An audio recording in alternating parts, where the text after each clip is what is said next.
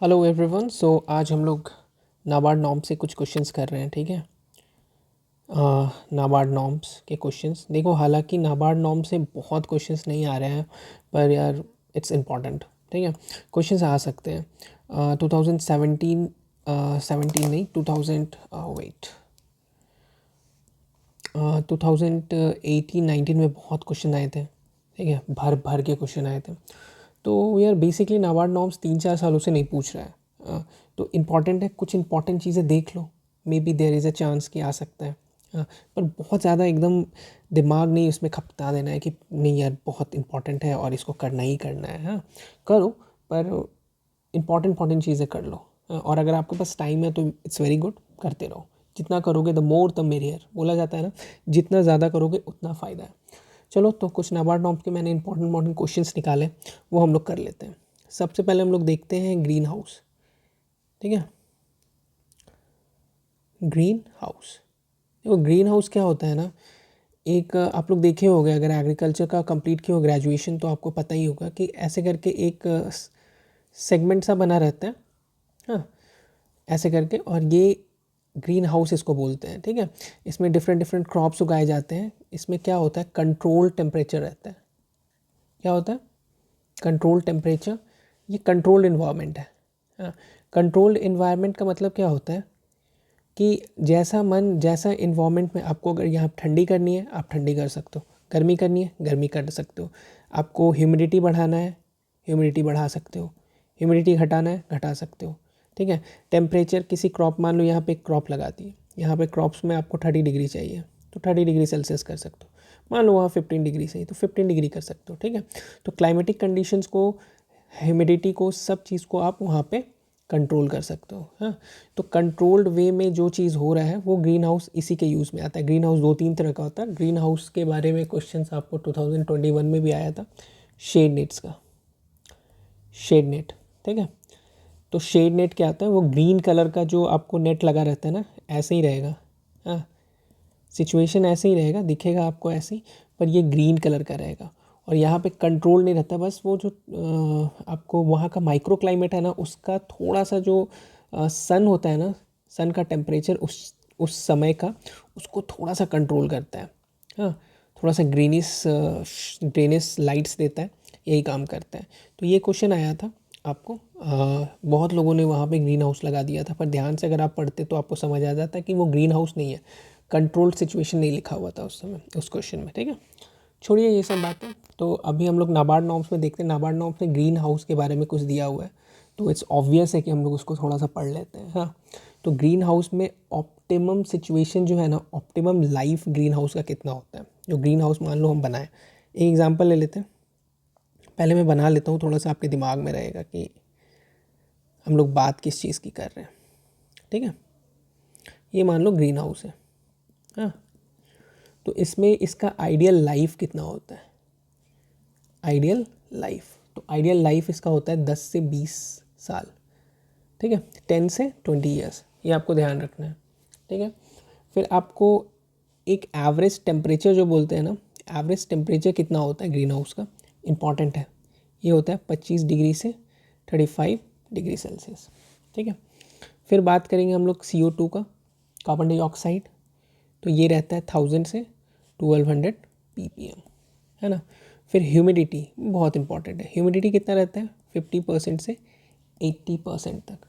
और फिर light, light कितना रहता है, लाइट रहता है 400 से 700 nm, ठीक है।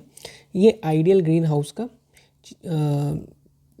डिफरेंट डिफरेंट चीज़ें हैं, जैसे CO2 कितना होता है, RH कितना होता है, आइडियल लाइफ कितना हो, ये इंपॉर्टेंट है, ठीक है। अगर आप नहीं लिखे होगे तो आप देख लेना, इसको लिख लेना। हाँ, फिर देखो ये जो चीज़ है ना, ये जो कवरिंग मटेरियल है, डिफरेंट डिफरेंट मटेरियल्स यूज़ होते हैं इसमें, ठीक है। वो डिफरेंट मटेरियल यूज़ क्यों किए जाते हैं, एक तो आप कितना इसमें पैसे डाल रहे हो, मतलब कितना महंगा, जैसे ग्रीन हाउस है तो आप बहुत बड़ा फर्म है आपका। हाँ, तो बहुत बड़ा फर्म है तो बहुत अच्छे मटेरियल्स डाल रहे होगे आप, ठीक है। ग्लास और एक्रेलिक सीड्स का मटेरियल डालोगे। हाँ, ग्लास और एक्रेलिक सीड्स जो होता है उसके मटेरियल डालोगे। यार फिर हो सकता है कि तुम्हारा बहुत बड़ा फर्म नहीं हो, हाँ, तुम ज़्यादा पैसे लगाने इन्वेस्ट करने के मन में नहीं हो, तो पॉलीथीन का लगाओगे, ठीक है, ऐसे करके। तो ऐसे ऐसे ना डिफरेंट डिफरेंट चीज़ें होते हैं। जैसे आपको पॉलीथीन का होता है, हाँ, पॉली फाइबर ग्लास का होता है, फाइबर ग्लास, ठीक है। फिर आपको पीवीसी का होता है, हाँ। फिर आपको एक और पॉलीथीन का होता है, हाँ, विथ यूवी इस्टेब्लिश्ड, यूवी के साथ इस्टेब्लिश होता है, हाँ। तो ऐसे ऐसे आपको 1 2 3 4 5 5 तरह के होते हैं, ठीक है। सबका अपना अपना लाइफ है। जैसे ग्लास और एक्रिलिक लगाओगे तो बहुत महंगा पड़ेगा, पर इसका लाइफ जो है ना वो 20 ईयर्स तक है ना। नॉर्मल पॉलीथीन का लगा दे रहे हो तो 2 से 6 मंथ में ही ख़राब हो जाएगा, मतलब एक सीज़न आप क्रॉप उगाए उसके बाद वो ख़राब हो जाएगा, तो सस्ता भी पड़ेगा। तो वो तो डिपेंड करता है ना, आपके पास कम पैसे हैं, आपके पास कम लागत लगाने हैं, हाँ, इंफ्रास्ट्रक्चर की कम है, तो आप ऐसे करके लगा के अपना फ़ायदा निकाल लिए। उसके बाद नेक्स्ट ईयर हम देखेंगे क्या करना है क्या नहीं, उसका बाद में देखेंगे। फिर हम लोग देखें फाइबर ग्लास। फाइबर ग्लास आपको 5 से 12 साल का वैलिडिटी होता है, ठीक है। फाइबर ग्लास में आपको पॉलीकार्बोनेट भी आ जाता है, हाँ, पॉलीकार्बोनेट। फिर आप पीवीसी का देखोगे, ठीक है, पीवीसी का 5 साल का रहता है, 5 ईयर्स, हाँ। फिर आपको पॉलीथीन जो यूवी रेस इस्टेब्लिश रहता है उसका भी 2 से 3 साल का रहता है। ये ऑफ कोर्स जिसका एज जो है उस एज के मुताबिक इसका कॉस्ट भी इधर उधर जाता है। ये बहुत सिंपल सा चीज़ था, ठीक है। तो इन चीज़ों को आपको जानना है। मोस्ट प्रोबेबली बहुत लोग जानते होंगे, और जो नहीं जानते हैं इन चीज़ों को आप अच्छे से अपने नोट्स में जॉट डाउन कर लेना, ठीक है। फिर एक बात पूछते हैं कि पोल्ट्री फार्म का मीनिंग क्या है, ठीक है। पोल्ट्री फार्म, स्पेलिंग सही नहीं था, पोल्ट्री फार्म, ठीक है। पोल्ट्री फार्म जो है ना उसका एक्चुअल मीनिंग क्या है। अच्छा एक बात बताओ, आज 5 बर्ड्स को ले आके रख दोगे एक जगह पे, तो आप क्या बोल सकते हो कि ये पोल्ट्री फार्म है? नहीं। कोई एक ना मापदंड होना चाहिए कि भाई इतना इतना बर्ड्स रखोगे ना तो उसको पोल्ट्री फार्म बोला जाएगा। अब पोल्ट्री फार्म क्यों बुलवाना है मुझे? पोल्ट्री फार्म बुलवाना पड़ेगा। अगर पोल्ट्री फार्म बुलवाओगे ना तो उसी अनुसार सब्सिडीज़ एंड ऑल सब तय होते हैं, सब्सिडी और गवर्नमेंट नॉर्म्स, ठीक है, सब तय होते हैं कि आपका फर्म कितना बड़ा है उस हिसाब से। तो देखो पोल्ट्री फार्म का एक, जैसे पोल्ट्री फार्म अगर हम कर रहे हैं तो अगर आपके पास 1000 बर्ड से ज़्यादा है, ठीक है, 1000 बर्ड से ज़्यादा आप रखते हो अपने एक बार्न में, हाँ, तो उसको पोल्ट्री फार्म घोषित कर सकते हो, ठीक है। अगर आप वही बर्ड्स में अगर आप ईमू और ऑस्ट्रिच, ये सब बहुत बड़े बर्ड्स होते हैं, रखते हो, तो अगर आप 20 से ज़्यादा ही रख रहे हो ना, ठीक है, 20 से ज़्यादा ही है ना, तो आप उसको पोल्ट्री फार्म बोल सकते हो, ठीक है। 20 से ज़्यादा ही ईमू और ऑस्ट्रिच में। बाकी आपको अगर यहाँ पे आप पोल्ट्री फार्म्स में आप ये रख सकते हो, अगर आप मुर्गे रख रहे हो और डिफरेंट डिफरेंट बर्ड्स रख रहे हो, ठीक है, तो इसको 1000 से ज़्यादा, जो छोटे बर्ड्स हैं उसमें 1000 से ज़्यादा रखने होंगे, ठीक है। नेक्स्ट हम लोग क्या बात करेंगे, लाइव स्टॉक सेंसस, हाँ, लाइव स्टॉक सेंसस। देखो लाइव स्टॉक सेंसस के बारे में मैं तुमको यही बताऊंगा कि लेटेस्ट देख लेना, हाँ, और कौन सा है लेटेस्ट, हाँ,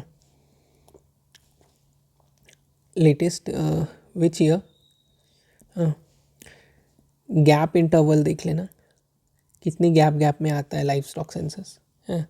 फिर आप देख लेना लाइव स्टॉक सेंसस में सबसे ज़्यादा एनिमल कौन सा है, हाँ, और कितना प्रोडक्शन है एनिमल का, मतलब एनिमल का प्रोडक्शन नहीं, मतलब कितना बढ़ा है लास्ट ईयर से, लास्ट ईयर से इंक्रीमेंट कितना है, हाँ, टोटल पॉपुलेशन का, ठीक है, ये आप देख लेना, ठीक है।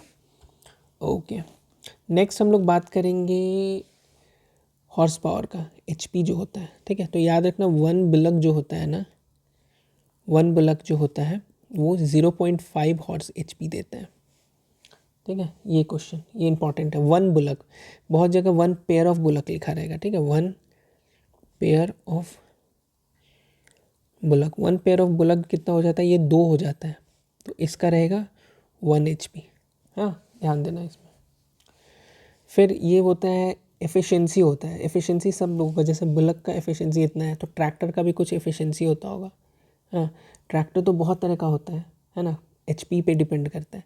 तो मान लो 35 HP एक आइडियल बताते हैं कि 35 HP का ट्रैक्टर है ना, तो उसका एफिशिएंसी होगा 2.5 हेक्टेयर। 2.5 हेक्टेयर तक वो एफिशिएंट रहेगा पर डे का एफिशिएंसी मैं बता रहा हूँ। पर डे मतलब जान दो कितना होता है, 8 आवर्स। 1 घंटे में 8 आवर्स ही, ऐसा नहीं कि पर डे मतलब 24 आवर्स आप ट्रैक्टर से काम कराओगे, ये आइडियल नहीं है। आइडियल 8 आवर्स ही होता है, ठीक है। तो पर डे का मतलब 8 आवर्स हम लोग बात कर रहे हैं। ओके, चलो ठीक है। नेक्स्ट कहीं कहीं दिया होता है, देखो जो जो इंपॉर्टेंट चीज़ें हैं ना वही मैं निकाल निकाल के बता रहा हूँ आपको। नेक्स्ट इंपॉर्टेंट चीज़ें दिया हुआ था एक जगह पे, टेम्परेचर, ठीक है। तो टेम्परेचर में हम लोग क्या देखेंगे, सॉइल टेम्परेचर फॉर राइस, ठीक है। अगर राइस, हम लोग राइस का प्रोडक्शन कर रहे हैं तो उस सॉइल का टेम्परेचर कितना रहना चाहिए जहाँ पे हम लोग राइस उगा रहे हैं, ठीक है। तो आइडियल सॉइल टेम्परेचर कितना है, 10 डिग्री सेल्सियस। और वहीं पे अगर हम लोग वीट की बात करें कि आइडियल वीट टेम्परेचर, वीट उगाने के लिए उसका सॉइल टेम्परेचर कितना होना चाहिए, तो वो होता है आइडियल 3 डिग्री सेल्सियस, ठीक है। आप चीज़ों को समझ रहे हो ना।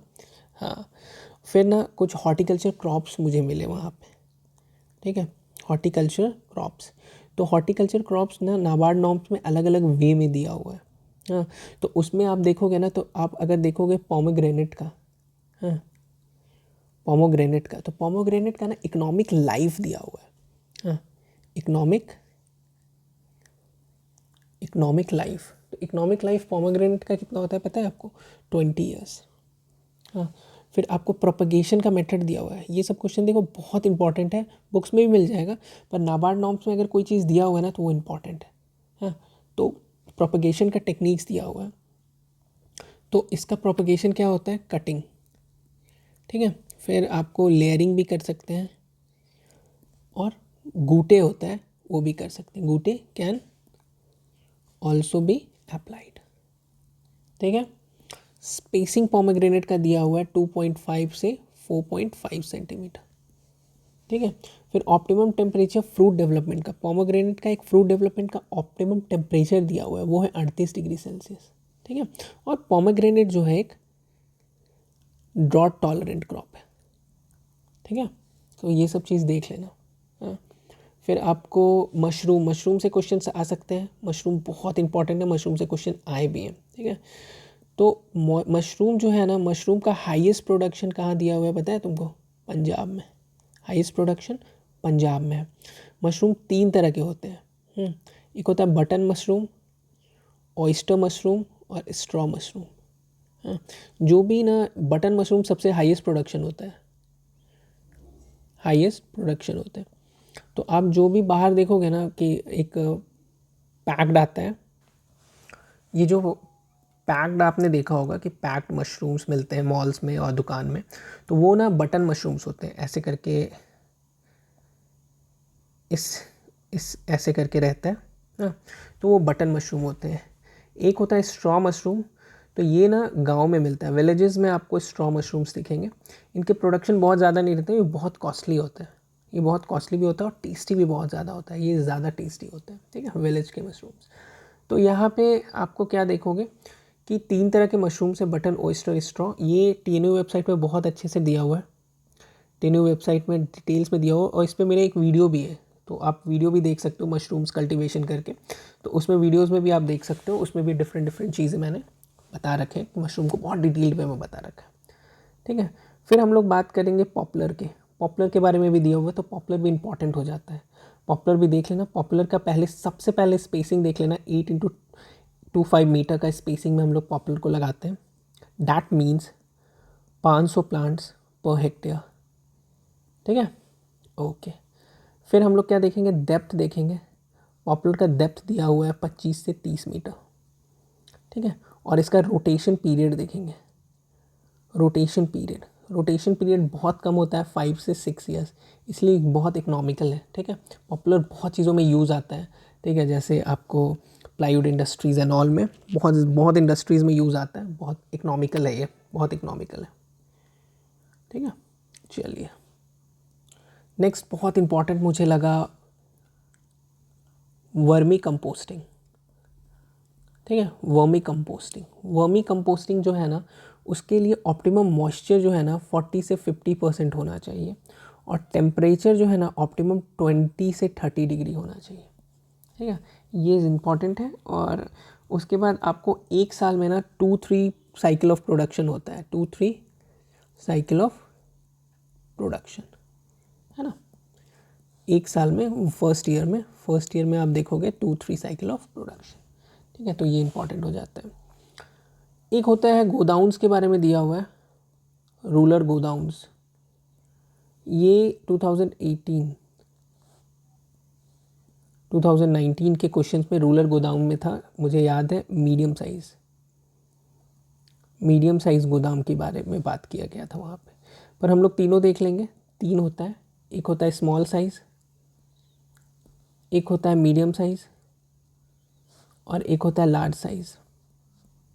ठीक है, स्मॉल साइज़, मीडियम साइज़, एक होता है लार्ज साइज़। ठीक है, स्मॉल साइज़ क्या है, 50, 100, 200, 250 मेट्रिक टन जो होता है, या अप टू 200 मेट्रिक टन तक ये स्मॉल साइज़ होता है। मीडियम साइज़ में देखोगे तो 500, 1000, 2000 metric ton type medium type होता है। और लार्ज साइज़ देखोगे तो अबव 2000। ठीक है, 2000 से ऊपर जो होता है मेट्रिक टन, उसको हम लोग लार्ज साइज़ बोलते हैं। ठीक है, फार्मर्स की बात करें कि अगर हम लोग फार्मर्स के लिए सिर्फ बात करें, ये तो आपको रूरल गोडाउन्स हो गया। फार्मर्स के लिए ऑप्टिमम साइज़ क्या होता है, ऑप्टिमम साइज़, तो फार्मर का ऑप्टिमम साइज़ हम लोग बात करें तो 550 मेट्रिक टन से 250 मेट्रिक टन। मतलब स्मॉल साइज़ का जो लोअर लिमिट है और लोअर लिमिट के बाद अपर लिमिट है ना, वो फार्मर्स का ऑप्टिमम साइज़ होता है। ठीक है, चलिए नेक्स्ट हम लोग क्या देखेंगे कि नाबार्ड नॉर्म्स में ना मोरिंगा कल्टीवेशन में बहुत ध्यान दिया गया है। हाँ, मोरिंगा कल्टीवेशन। ठीक है, तो मोरिंगा कल्टीवेशन में हम लोग क्या देखेंगे, इसका पीएच देख लेंगे। पीएच है 6.3 से 7। नेक्स्ट देख लेंगे टेम्परेचर है 25 डिग्री सेल्सियस से 35 डिग्री सेल्सियस। नेक्स्ट देख लेंगे स्पेसिंग कितना है, 30 से 30 सेंटीमीटर। हाँ, पीएच देख लिया, टेम्परेचर देख लिया, आपको स्पेसिंग देख लिया। नेक्स्ट इंपॉर्टेंट है इकोनॉमिक लाइफ। ये इकोनॉमिक लाइफ ना आपको नाबार्ड नॉर्म्स में ही दिखेगा, बाकी आपको कहीं नहीं दिखेगा। तो इकोनॉमिक लाइफ इंपॉर्टेंट है, तो सबका देख लेना है, 8 ईयर। ठीक है, और फिर एक बताया है कि 1 हेक्टेयर में अगर हम लोग मोरिंगा उगा रहे हैं, ठीक है, प्रोड्यूस कर रहे हैं, तो इट कैन फीड 150 गोट्स। ठीक है, इफ़ जमुनापुरी और सिरोही है तो, क्योंकि ये ज़्यादा खाती है। ठीक है, और अगर 250 गोट्स इफ़ बारबेरी है तो, बारबेरी थोड़ा कम खाती है। ठीक है, तो आप समझ रहे हो कि 1 हेक्टेयर मोरिंगा को उगाने से 150 गोट्स को हम लोग फीड कर सकते हैं, और इधर 250 गोट्स को फीड कर सकते हैं। तो गोट रियरिंग का भी एक टेक्निक्स आपको यहाँ से पता चल जाता है, और नाबार्ड का आपको पता ही है, यही काम ही है। ठीक है, नेक्स्ट हम लोग देखेंगे ग्लैडियोलस कल्टीवेशन। इसलिए ग्लैडियोलस इंपॉर्टेंट हो जाता है क्योंकि नाबार्ड नॉर्म्स में आपको ग्लैडियोलस की बात की गई है, ग्लैडियोलस कल्टीवेशन। ग्लैडियोलस कल्टीवेशन में हम लोग क्या देखेंगे, इसका सबसे पहले पीएच दिया हुआ है। पीएच कितना पीएच आइडियल होगा, तो आइडियल पीएच होगा 5.5 से 6.5। ठीक है, डेप्थ दिया हुआ है, कितना डेप्थ आइडियल होगा, तो आइडियल डेप्थ होगा 7 से 10 सेंटीमीटर। फिर आपको लिखा हुआ है कि स्पाइक जो होता है इज़ रेडी टू हार्वेस्ट इन। ठीक है, तो स्पाइक जो है इसका है वो 60 से 120 डेज में रेडी हो जाता है टू हार्वेस्ट करने के लिए। ठीक है, ग्लैडियोलस का सबसे इम्पॉर्टेंट चीज़ है, अभी बता रहा हूँ मैं आपको, वो है ग्रेड। ग्लैडियोलस का जो प्लांट्स होता है ना, उसका ग्रेडिंग किया जाता है। तो ग्रेडिंग में क्या देखेंगे आप कि उसको डिफरेंट वे में ग्रेडिंग किया जाता है। कुछ को बोला गया है फैंसी, कुछ को बोला गया है स्पेशल, हाँ, कुछ को मतलब बोला गया है स्टैंडर्ड। ठीक है, कुछ को बोला गया है यूटिलिटी। तो फैंसी क्या है, 107 सेंटीमीटर से अगर ऊपर है उसका साइज़, तो उसको फैंसी बोला जाता है। देखो ग्रेडिंग क्यों किया जाता है ना, ग्रेडिंग के हिसाब से उसका प्राइसिंग रहता है। ठीक है, ग्रेडिंग के अनुसार ही प्राइसिंग किया जाता है और उसको ग्लोबल मार्केट में बेचा जाता है। ठीक है, तो फैंसी जो है ना, उसमें फ्लोरेट्स कितने होते हैं, फ्लोरेट्स कितने होते हैं, तो फैंसी में 16 फ्लोरेट्स पाए जाते हैं, ठीक है। स्पेशल मान लो है तो 96 से 107 सेंटीमीटर के बीच अगर है तो उसको स्पेशल कैटेगरी में डाला जाएगा और उसमें 15 फ्लोरेट्स पाए जाएंगे। वैसे ही स्टैंडर्ड अगर है तो 81 से 96 सेंटीमीटर के अंदर डाला जाएगा, उसको स्पेशल बोला जाएगा। और ये होता है, इसमें 12 फ्लोरेट्स होते हैं। और यूटिलिटी कितने हैं, 81 सेंटीमीटर से नीचे जो होते हैं तो यूटिलिटी सबसे लेस प्राइसिंग इसी का होगा, ठीक है। और इसमें फ्लोरेट्स भी सबसे लेस होता है, समझ गए। फैंसी होगा, ऑब्वियस है कि ये सबसे महंगा होगा, और यूटिलिटी है तो ऑब्वियस है कि ये सबसे सस्ता होगा। यूटिलिटी मतलब एकदम थर्ड क्लास माल जो होता है ना, वो नॉर्मल छोटे छोटे मार्केट्स में जाते हैं, छोटा मोटा फूल वूल सजाने या शादी पार्टी में हल्का हल्का सजावट। अगर बहुत क्लासी शादी रहेगा तो आपको फैंसी ही दिखेगा, और बहुत नॉर्मल शादी रहेगा तो आपको यूटिलिटी ही दिखेगा, ठीक है। तो ये था आपको पूरी ग्लैडियोलस कल्टीवेशन के बारे में।